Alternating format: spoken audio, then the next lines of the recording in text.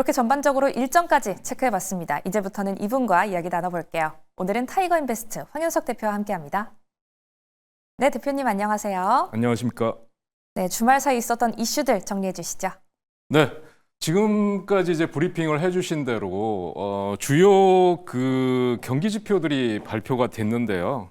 지난 주말에 특히 미국에서는 2월달 근원 PCE 이 발표가 있었는데 이제 2.8%로 나오면서 시장 예상치를 하회했고요. 그 다음에 소비라든지 이런 소비 심리가 크게 위축이 되는 그런 흐름이 나타나고 있습니다.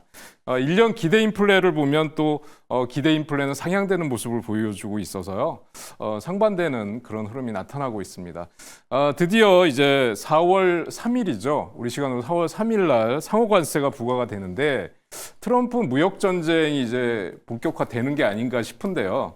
그 중에서도 캐나다, 중국, 유럽의 반발이 굉장히 심합니다. 특히 트럼프 관세 전략에 따르면 트럼프가 관세를 부과하면 보통 이를 수용하거나 협상을 한다 그러면 이게 순탄하게 진행이 되지만 보복 관세를 때리는 나라가 있다. 이럴 경우는 그보다 더 큰 관세를 부과하는 것이 이제 트럼프의 관세 전략 중에 하나라고 말씀드릴 수 있겠습니다. 네, 그다음에 트럼프 행보에 이제 반미 그 정서가 최고조에 이르러고 있는데요. 특히 반트럼프 정서가 미국산 불매 운동으로까지 확산되고 있는데 캐나다와 유럽에서 상당히 심각하게 나타나고 있는 상황입니다. 그리고 이제 그 연준의 그 이사들이 발언을 하고 있는데 콜린스 보스턴 연은 총재 또 바킨스 리치몬드 연은 총재 얘기를 이제 종합을 해보면 인플레, 관세 때문에 인플레 우려가 있기 때문에 당분간 금리를 동결하는 게 적절하다 이런 발언을 했습니다. 그래서 시장에서 금리 인하를 기대하던 그런 흐름이 조금 들어간다고 할까요? 좀 위축된다고 할까요? 그러면서 시장의 하락폭이 크게 나타나고 있습니다. 네, 저희 PC 물가 지수를 보더라도 금리 인하는 조금 멀어지고 있는 게 아닌가라는 네. 걱정도 들어요. 이렇게 전반적으로 지표와 함께 또 연준 위원들이 어떤 이야기를 했는지까지 정리를 해주셨습니다. 간밤 마감 상황을 한번 살펴보면 정말 빨갛게 물들어 있잖아요. 네. 그만큼 안전자산을 찾는 심리도 점점 더 증폭되고 있다고 합니다. 최근 금값이 또 그렇게 올랐다고요. 네. 지금 3,120달러를 돌파했죠. 그래서 지금 보면은 그 월가 애널리스트들 의견을 종합해 보면 연말까지 3,300달러도 갈 거다 이렇게 얘기를 하고 있습니다. 그래서 네. 지금 이게 그 안전자산 선호 심리인데 아마 최근에 온스당 가격의 변화 추이를 한번 지금 차트를 통해서 보여주고 계신데요. 3,100달러를 넘어가는 흐름인데 상당히 가파르게 나오고 있죠. 흐름이. 그래서 이제 금 투자하시는 분들은 지금이라도 들어가야 되나 그렇게 생각하시는 분들이 계실 거예요.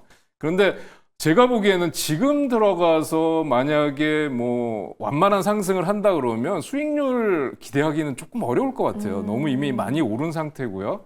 그다음에 불확실성이 제거되거나 사실 금리 인하나 이런 문제들이 좀 나온다든지 시장이 다시 좀 안정을 찾아간다 그러면 금값의 상승 탄력은 좀 완화되거나 하락할 상황일 수밖에 없거든요. 그래서 보유하고 계신 분들은 뭐 지금까지 좀 더 연말까지 좀 더 보유를 하시면서 흐름을 지켜보셔도 괜찮겠습니다만 신규 진입해서 지금 매수해서 수익을 낼 확률은 사실 좀 적어 보이지 않나. 네. 네, 그렇게 말씀드릴 수 있을 것 같습니다. 아무래도 너무 많이 올라 있으니까요. 네, 그렇습니다. 그렇죠? 지금 들어가기엔 약간 위험한 구간이다라고 이해를 해보도록 하겠습니다. 이렇게 전반적인 이슈 다뤄봤는데요. 그럼 조금 더 자세하게 종목단의 이야기 한번 해보도록 하겠습니다. 첫 번째로는 기술주 한번 점검을 할게요. 기술주 전반적으로 또 약세를 보였는데 아래 나가는 것처럼 미국 해방의 날을 앞두고입니다. 미국 해방의 날 역시나 관세의 날이죠. 네. 이 날을 앞두고 정말 증시가 전반적으로 다 하락 마감을 하기도 했지만 기술주들이 계속해서 부진한 흐름을 좀 보여주고 있어요. 테슬라 먼저 출발을 해볼까요? 네. 미국 해방의 날은 이제 트럼프가 붙인 얘기인데요. 리버레이션 데이라고 하는데 저는 이게 미국산 불매 운동으로 지금 이어지고 있고 반트럼프 정서로 있어서 혼자 해방을 하는 게 아닌가 싶은 생각이 드는데요. 네. 지금 테슬라 같은 경우는 계속 이제 1분기 뭐 인도량 이런 거는 안 좋게 나오고 있습니다. 도이체방크에서 지금 1분기 인도량은 37만 8천 대에서 35만 대로 하향했고요. 이게 2022년 이후에 가장 낮은 인도량이라고 합니다. 그래서 이런 것 때문에 목표 주가를 420달러에서 345달러로 하향했다라는 뉴스도 나오는데요. 한편 이런 것 때문에 이제 뭐 로봇 택시가 나온다고 하고 뭐 이제 휴머노이드 로봇 기대감도 있고 한데 그럼에도 불구하고 이제 그 향후 경기와 관련된 문제는 극복하기 어려울 것이다. 판매량 감소는 이어질 것이다. 이렇기 때문에 이제 목표 주가를 하향한 건데요. 이제 일론 머스크는 사실 정부 효율성 부서 수장이잖아요. 도체 네. 수장인데 지금 인원 감축, 그다음에 예산 절감 이런 구조 조정 때문에 지금 미국 내 반감이 여론이 별로 좋지 않죠. 극도로 안 좋은 상황입니다. 그래서 지금 이런 것도 문제가 될 수 있겠고요. 그런데 지금 또 하나 뭐 호재를 굳이 말씀드린다 그러면 향후 100% 미국에서 생산한다. 그렇기 때문에 다른 그러니까 멕시코나 이런 해외에서 생산하는 포드나 뭐 GM이라든지 스텔란티스 같은 그런 완성차 업체보다는 훨씬 유리하다. 이런 것도 호재가 될 수 있겠습니다. 네. 그래서 차트를 한번 보시면 지난 금요일장에서 뭐 나스닥이 급락을 했기 때문에 네. M7 전부 다 하락했어요. 그래서 그리고 또다시 투매가 나오는 게 아닌가 싶은데요. 이렇게 하락하다가 확실하게 저점을 잡고 나서 반등을 했는데 다시 또 음봉을 맞았습니다. 여기서 보시면.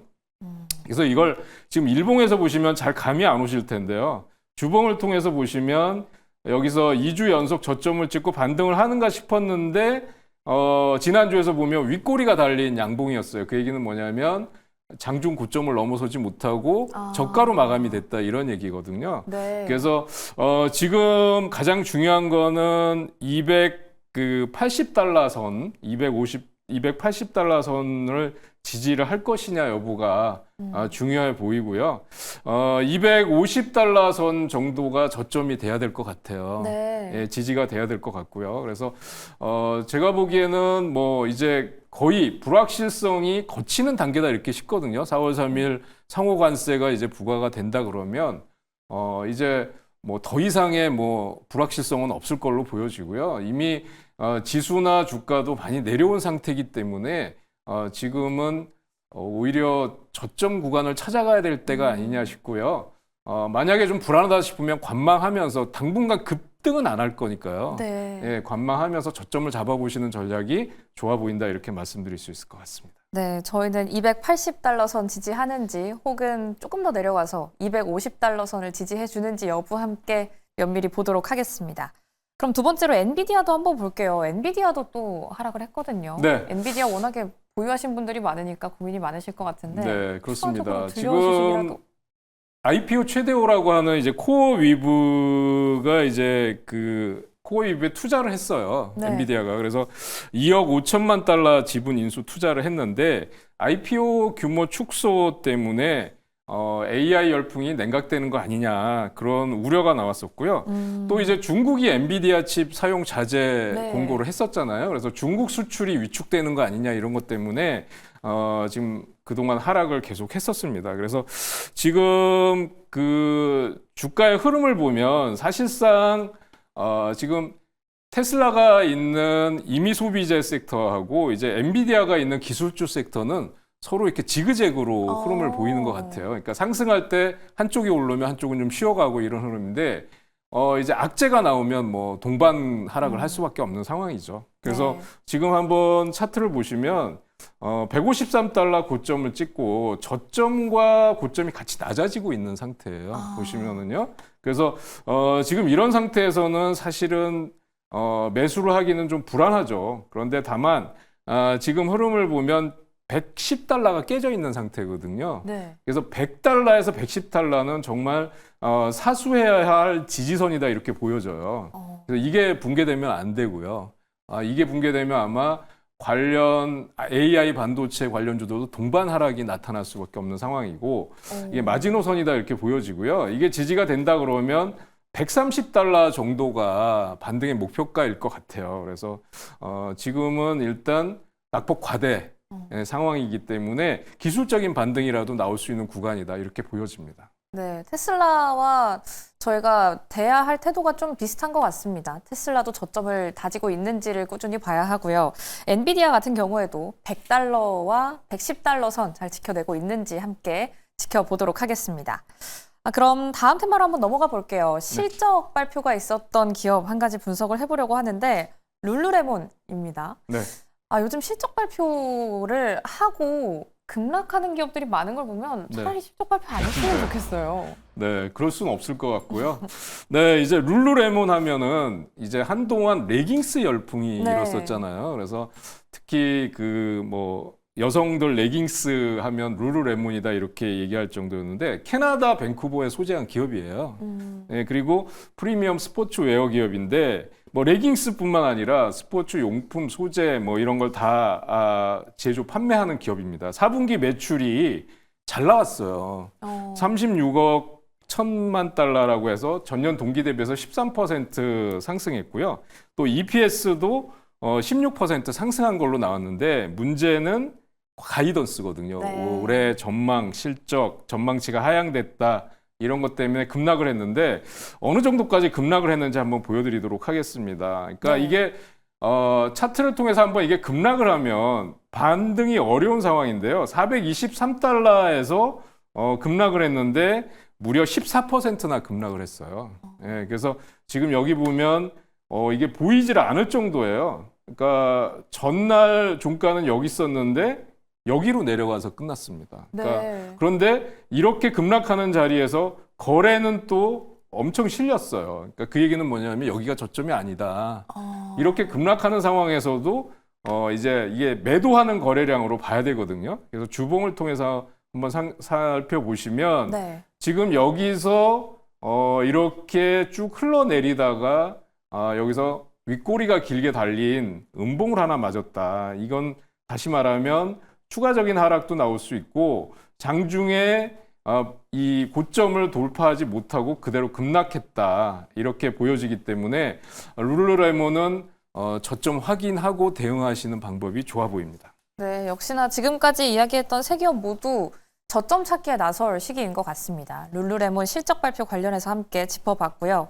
다음 테마는 비만 치료제 한번 이야기를 해보려고 합니다. 치열해진 비만 치료제 시장이다라는 이야기가 나오고 있는데 그 안에서 좀 대표적인 종목이라고 할까요? 머크, 일라이릴리, 노보노디스크는 좀 각자 다른 흐름을 보여주고 있잖아요. 네, 그렇습니다. 머크부터 한번 추가를 해볼까요? 그러니까 이 비만 치료제가 비만이 문제인 거는 이제 비만해지면 당뇨라든지 온갖 합병증이 나오는 것 때문에 사실상 문제고요. WHO에서는 성인의 60%가 과체중이다 지금 이렇게 나와요. 근데 그리고 어린이 3명 중 1명이 과체중 비만에 속한다 이렇게 나와 있고요. 미국 인구 중에 40%가 비만이다. 이렇게 나오고 있는 상태입니다. 그래서 지금 일라이릴리 근데 비만약 치료제의 문제는 뭐냐면 부작용이 생긴다든지 임상에 실패한다 그러면 급락할 수 있습니다. 그리고 또 하나는 보험에 포함이 안 됐다든지 약가를 인하해서 이게 실적과 연관이 된다 그러면 또 급락할 수밖에 없어요. 이런 게 악재라고 보셔야 될 것 같고요. 일라이릴리 같은 경우는 EU가 초기 알츠하이머 병에 대한 키스나 승인의 획득을 실패했다는 건 EU에서요.